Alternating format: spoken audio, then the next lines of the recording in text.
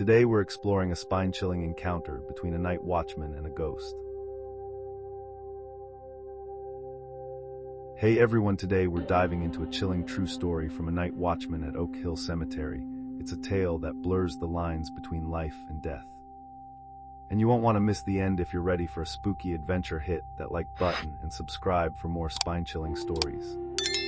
Intro music and graphics. My name is Alex, and I work as a night watchman at Oak Hill Cemetery. It sounds spooky. But honestly, for the first few months, it was just quiet. My routine was simple. Guard duty, hourly patrols. Making sure teenagers or vandals didn't cause trouble. In the 3 years I've been there, only a few minor incidents occurred. But about 3 months ago, everything changed. It was March, and I was on my usual patrol around 3 a.m., the old section of the cemetery.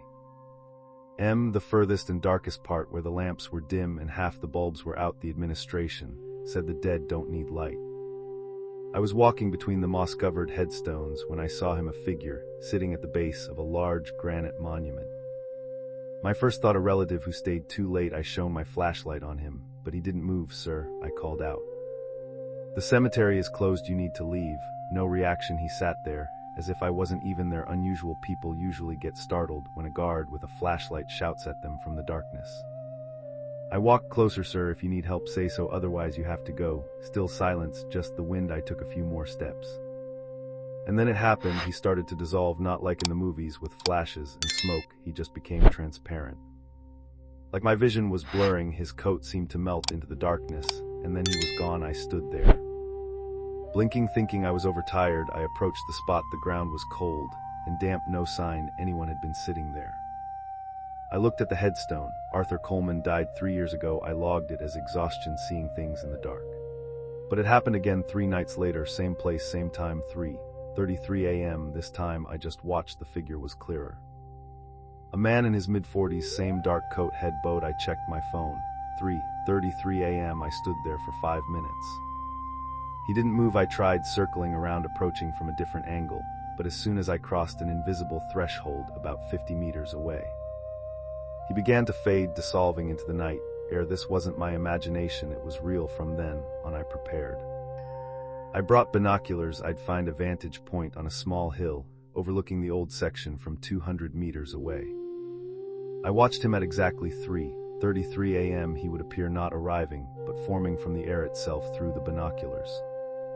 I could see his face, ordinary, just incredibly sad and tired. I researched. Arthur Coleman died in a car accident. His wife Emily buried him next to his monument. I found an old news report, a head-on collision on a highway. Arthur died at the scene. The other driver survived. My nights became a ritual. I'd be on the hill by 3:30 a.m. watching. He never did anything, just sat. Sometimes he'd look up at the sky. I tried shouting, shining powerful flashlights. Nothing. It wasn't terrifying in the usual sense. It was a creeping cold unease. I became obsessed. I'd come in on my nights off. One night in late May, it was raining heavily. I was in my booth, watching the burial site on a grainy security camera.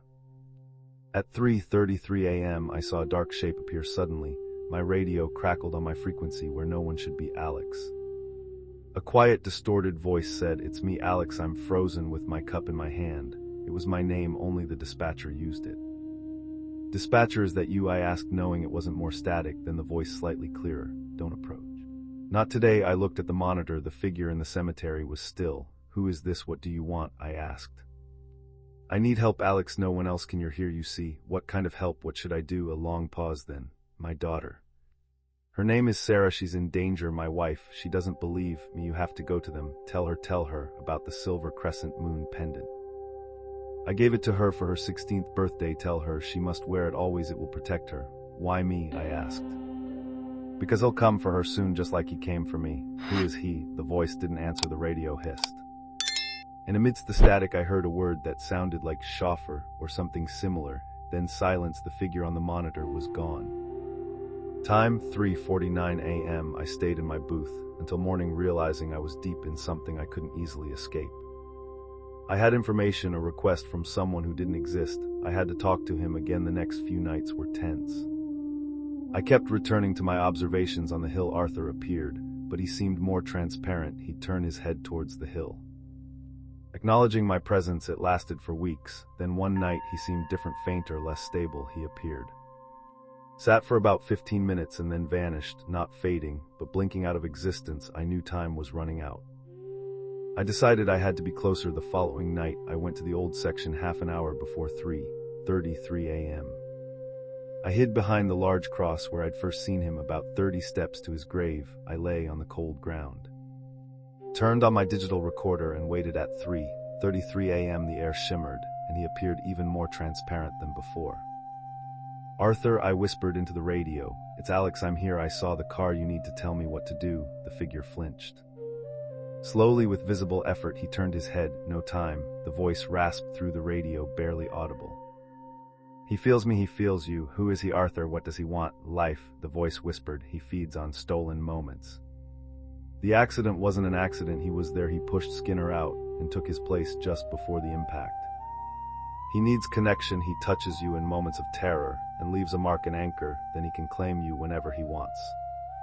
He marked me, but something went wrong. My mind didn't break. I'm still here. He can't complete it. That's why he needs her. My blood, my daughter. How to stop him? I asked, my voice trembling. The pendant, is that enough? The pendant will hide her.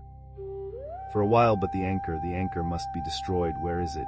The car, my car. Arthur's voice grew fainter. His figure dissolving, the wedding ring, it fell under the seat. He touched it. When he took my body, it's his mark on my life. On my family melted. Alex, burn it. Arthur completely dissolved. The radio went silent. I was left in the dark. Clutching the recorder, my plan was terrifying. I needed to find the car after calling several city services.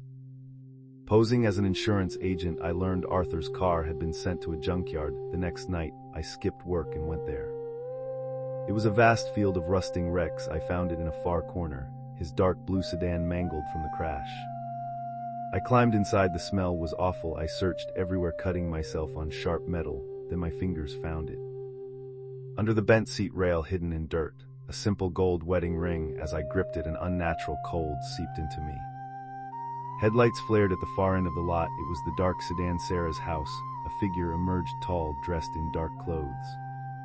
He stood there motionless, watching me. He wasn't running, just waiting. He knew I had it. Panic set in. I pulled out my portable gas burner, fumbled with the igniter, and got a flame. I placed the ring on the car's hood and held the flame to it. The gold began to glow, then melt. The figure in the distance started walking towards me slowly, but relentlessly. I kept the flame on the ring, pouring all my will into it. As the ring became a molten blob, the figure's silhouette rippled and distorted.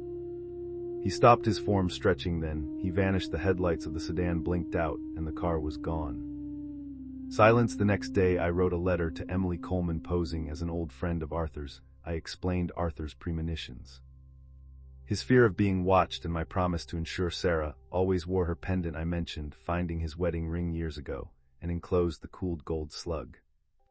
Dropping the letter in their mailbox that night. Months have passed. I still work at Oak Hill. Arthur Coleman never reappeared.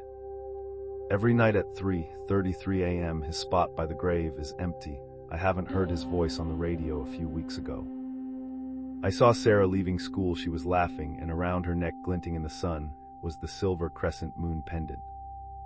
I still check news reports from other states for strange accidents. The official report for Arthur Coleman's accident was recently removed from police databases, citing a server malfunction. Outro music and graphics. So would you dare to work the night shift at a cemetery? Let me know in the comments, and if you enjoyed this story, please give it a thumbs up and subscribe for more tales from the shadows. Thanks for watching.